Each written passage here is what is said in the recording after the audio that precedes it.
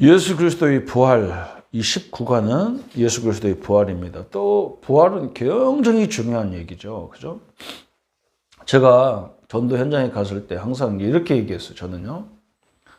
사람들에게 뭐 이런 얘기, 그 사람들이 얘기하잖아. 이런 문제, 저런 문제 얘기할 때 아이고 아이고 힘들게 살았네요. 불쌍하게 살았네요. 이런 걸 백날 해봐야 안 되는 거예요. 그 위로가 안 돼. 위로가 되는 것 같지만 결국은 위로가 안 돼요. 그래서 저는 뭘 하겠느냐. 그 모든 이유를 성경은 이렇게 얘기합니다. 이 땅에 있는 사람들의 모든 문제의 원인을 알고 있어야 되지 않냐. 성경은 그 원인을 얘기하고 있는 거다. 그 원인이 인간이 하나님을 모르기 때문에 오는 거고, 그 모르는 것 자체가 죄다. 그래서 마귀는 어떻게든지 그것을 모르게 만들고 하나님을 누리지 못하게 하는 것이 사단의 전략. 이 세 가지가 문제다. 당신이 하나님을 모르고 하나님을 떠난 것이 문제고, 그게 죄고, 그걸 모르도록 하는 사단이 뒤 배후에 있다. 그러니까 이것을 우리가 할 수 없다, 이것을. 그래서 예수님이 당신이 믿든 안 믿든 당신의 모든 그 죄를, 그 부분을 십자가에서 끝냈다. 예수님이 대신 죽음으로 다 끝낸 거다. 그 예수님이 지금 부활해서 살아계신데 그분이 이제 나와 함께하면 모든 게 끝나는 문제다. 그래서 이 시간에 예수님을 영접하면 당신도 이 축복을 받게 돼 있다. 이렇게 당당하게 얘기해야 되지. 뭐 원인이 뭐냐, 백날 말 많이 해봐야 듣기지도 않아요. 그게 굉장히 중요하잖아요. 그죠? 여러분 꼭 그 결론 내려야 돼요. 여러분의 문제는요, 다 사단 때문에 온 거예요. 한마디로 말하면, 그렇잖아요? 원인은 거기란 말이에요, 원인은. 하나님을 떠나도록 한 마귀 때문에 왔단 말이죠. 그럼 이걸 우리 힘으로 인간의 능력을 할 수 없어서 직접 하나님이 이 땅에 오시는 거예요. 그래서 죄 문제, 사단 문제는 하나님의 절대 고유 문제예요. 고유 권한이란 말이죠. 그래서 예수님이 막 귀신 내쫓고 막 죄 사함을 할 때 바리새인들이 막 그러게 하잖아요. 참담하다. 네가 어떻게 그런 일을 할 수 있냐. 왜 그러냐면 하나님만 할 수 있는 걸 네가 어떻게 할 수 있느냐. 그래서 너는 바알세불 아니냐. 너는 귀신의 아비 아니냐. 그런 말 한 거예요. 오늘 또 중요하잖아요. 부활의 예수 그리스도의 부활. 예수님이 그리스도라는 증거요. 하나님이라는 증거가 부활이 지금도 살아계시다는 것이 부활이잖아요. 그래서 우리 보고 기도해라, 전도해라, 뭐 우리를 고통 주려고 하는 게 아니거든요. 아니, 내가 살아계신 하나님을 진짜 체험하고 진짜 믿는 거하고 다르잖아요. 그분이 나와 함께하는 걸 알고 있으면 내가 어떤 두려움도 필요가 없는 거고 어떤 문제도 필요가 없는 건데 요걸 체험하지 못했기 때문에 자꾸 그런 것이 우리를 떠나지를 못하는 거지. 진짜 지금도 살아계셔서 나와 함께하는 걸 알면 그때부터 인생은 완전 달라지는 거지. 그래서 예수 그리스도의 부활이 굉장히 중요한 거다. 지금 살아계시다. 지금 나와 함께한다. 이 말이기 때문에. 그래서 첫 번째 예수 그리스도의 부활을 처음에는 아무도 믿지 않았어요. 왜 그러냐? 제자들도 다 배반하고 도망갔잖아요. 믿지 않았어요. 은혜를 입은 성도들도 다 원래대로 갔죠. 예수님이 막 역사를 일으키고 난리칠 때는 막 예수님과 함께 하면 병도 고쳐주고 막 먹을 것도 주고 그러니까 막 모여들었다가 예수님이 죽으니까 다 도망갔어. 왜 그러냐? 그분이 진짜 그리스도가 되려면 죽어야 되고 부활해야 되는 이유를 몰랐던 거예요. 베드로도 부활 소식을 듣고도 안 믿었잖아요. 사람이 어떻게 부활하냐. 자기가 직접 봤잖아. 뭐 눈으로 피를 그렇게 다 물과 피를 다 쏟아냈었는데 어떻게 사냔 말이에요, 인간이. 근데 베드로도 안 믿었어요. 심지어 마리아도 시체에 기름을 부으러 갔잖아요. 기름 발라 주었어요. 왜 안 썩으라고. 그건 뭐냐? 확실히 죽었다는 것을 알고 이제 안 썩게 하게 해야 되는데 기름 바르러 갔잖아요. 그러니까 부활을 아무도 믿지 않았어요. 왜 믿지 않느냐? 사람은 부활할 수 없었기 때문에. 죽은 자가 부활할 수 없어요. 죽었다가 깨난 사람은 있어. 깨났는데 나중에 또 죽잖아요. 그죠? 예수는 십자가상에서 완전히 죽었기 때문이고 예수가 누구인지 정확히 아는 자가 없었단 말이에요. 하나님이라는 것을, 그리스도라는 것을 아는 자가 없었어요. 과학적, 의학적, 생리적으로 죽었다 부활은, 죽었다가 살아나는 것은 불가능하고 배웠기 때문이다. 그래서. 그런데 사실대로, 말씀대로, 사실대로 한 말은 말씀대로 하나님의 예언대로 부활하셨어요. 왜 부활하셔야 되는가? 요한복음 17장, 14장, 7절부터 9절까지. 그는 하나님이기 때문에 부활해야 되고, 고린도전서 15장 45절 50절에 우리를 살려주기 위해서 부활해야 되고, 고린도전서 15장 20절 23절에 부활의 첫 열매가 되기 위해서 부활하셔야 됩니다. 다시 말하면 우리도 예수님의 재림의 날 다 부활하게 돼 있어요. 죽은 자도 다 부활해야 돼요. 그래서 우리도 바뀌는 거예요. 우리도 이제 이 몸이 예수님이 살아서 막 예수님을 보는 사람도 있겠죠. 그죠? 근데 이 몸으로 이렇게 되는 게 아니란 말이죠. 다 몸이 다 바뀌어야 돼. 왜냐? 재림의 날은 심판의 날이기 때문에. 그래서 천국에서 살 수 있도록 지옥에서 지옥 갈 수 있는 그런 체질로 다 바뀌는 거지. 그거 너무나 중요하잖아요. 그죠? 예수님이 막 시공간을 막 돌아다녔다니까. 막 벽도 막 타고 막 벽이 상관없어. 막 이게 벽, 창문 달아나 필요 없어. 뭐 예수님 그냥 예수님 제자들 나타나고 그랬잖아요. 그런 식으로 막 부활하는 거죠. 우리는 그 부활을 믿는 거잖아요. 또 유대인들은 예수 부활을 어떻게 조작했느냐. 그러니까 이 사람들이 예수님이 부활을 확실하기 때문에 조작을 한 거예요. 이 자체가 바로 빈 무덤을 증거할 뿐만 아니라 살아나심을 증거한 거예요. 기절했다는 거예요. 아니, 옆구리를 찔러서 피를 다 뽑고 손과 발에다가 못을 쳐박아가지고 그렇게 했는데 기절을 어떻게 합니까? 그러니까 말을 만들어낼 수밖에 없잖아. 부활 받다 그러니까 기절했다고. 도난당했다. 나는 지금까지 시체를 도난 꼼짝하는 놈이 어디 있어요? 그죠? 빈 무덤이 증거하잖아요. 시체가 없어졌으니까 빈 무덤이 증거하는 거지. 또 환상설. 늘 그 제자들이, 성도들이 늘 예수님의 막 그것을 막 사모해서 환상을 봤다는 거예요.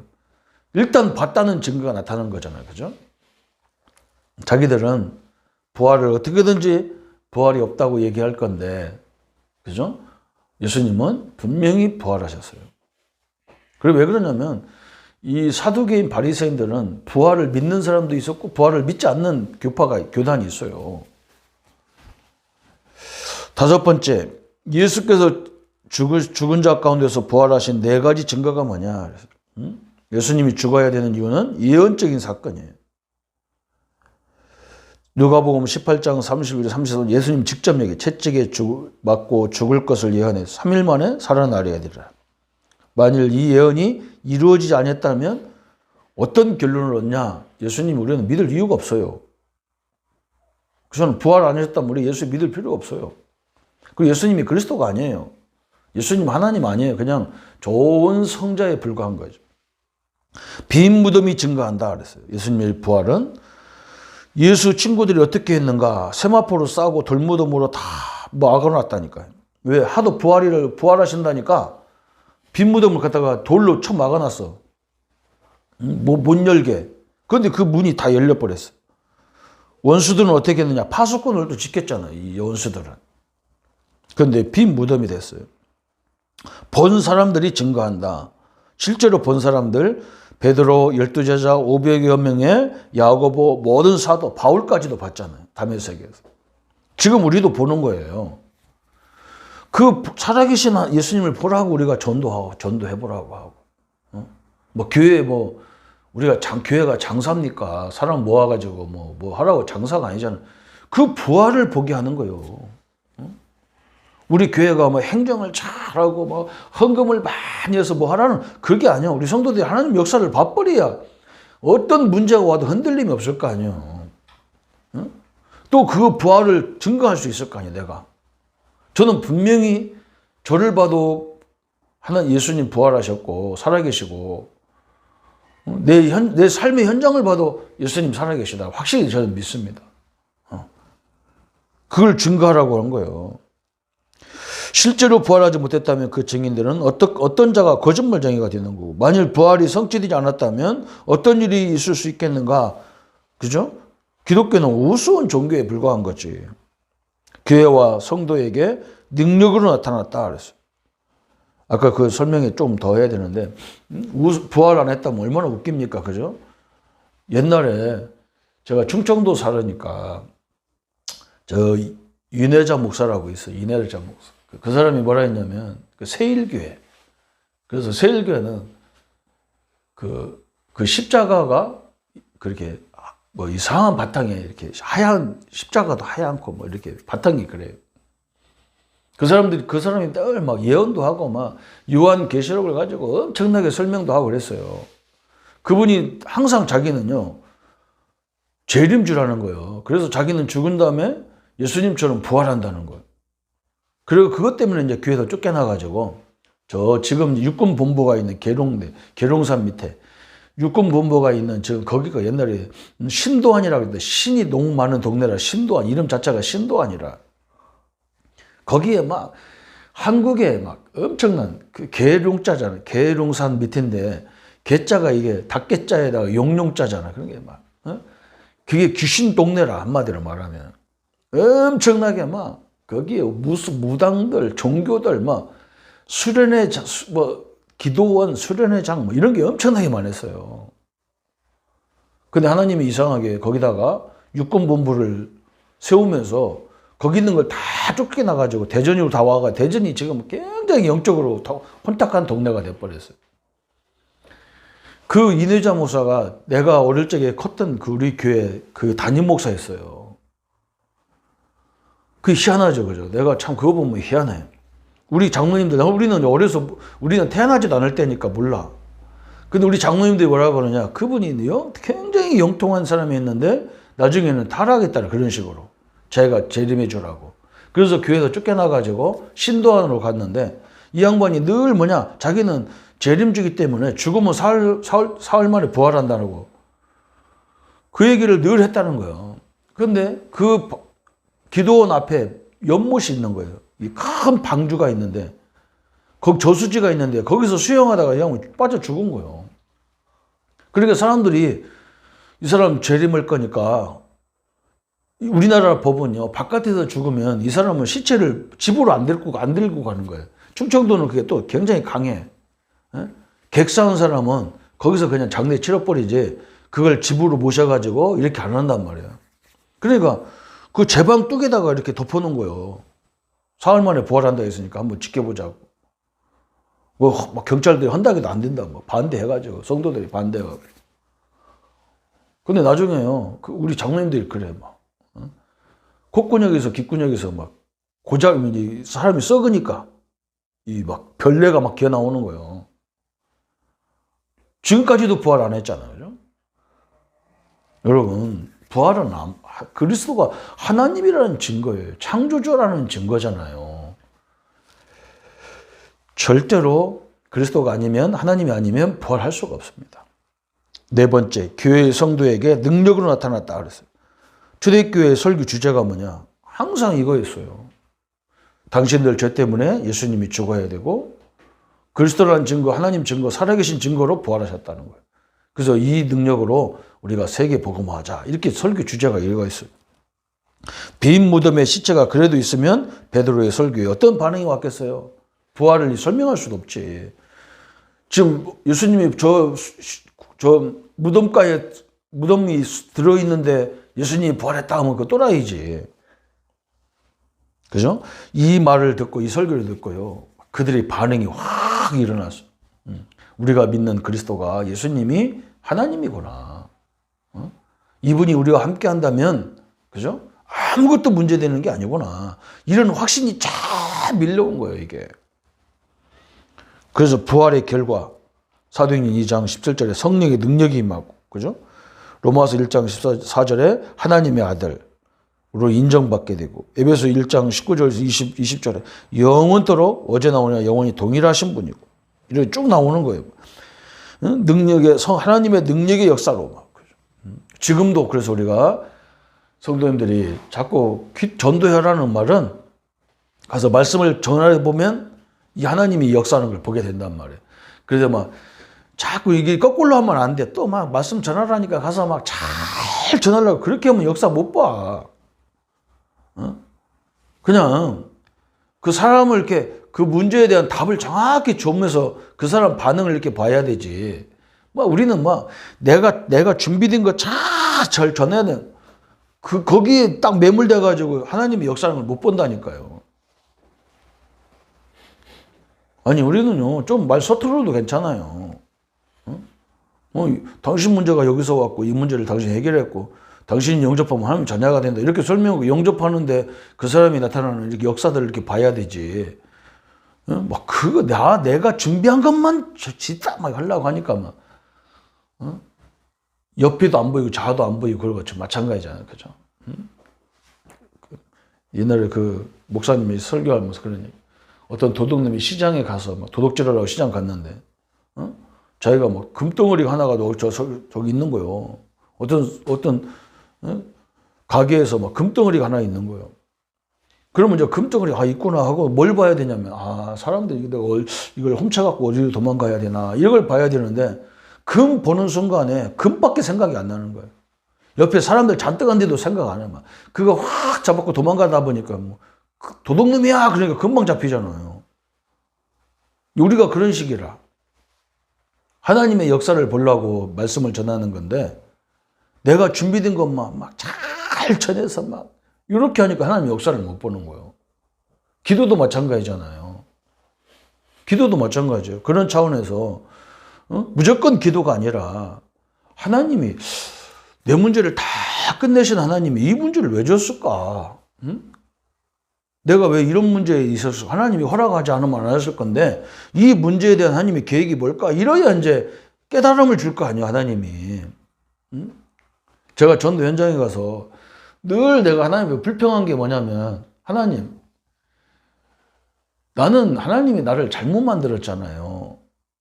나는 전도하는 성격이 아니잖아요.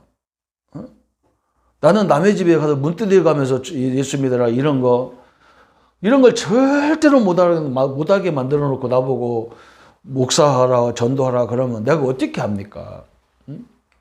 하나님이 잘못 만들어 놓은 거 아니냐.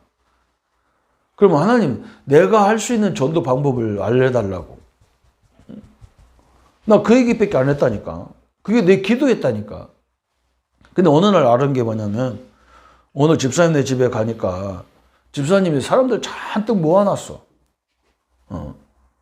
내가 그걸 보고 깜짝 놀랐다니까. 모아놓은 걸 보고. 그분이 뭐라고 하냐면 우리 전사님 오니까 니들 다 가라는 거예요. 내가 그때 깜짝 놀랐어요. 뭘 놀랐냐면 나는 이렇게 개인적으로는 할 수 없지만 누가 이렇게 사람 모아놓고 이걸 설명해 주라면 나는 그건 하거든.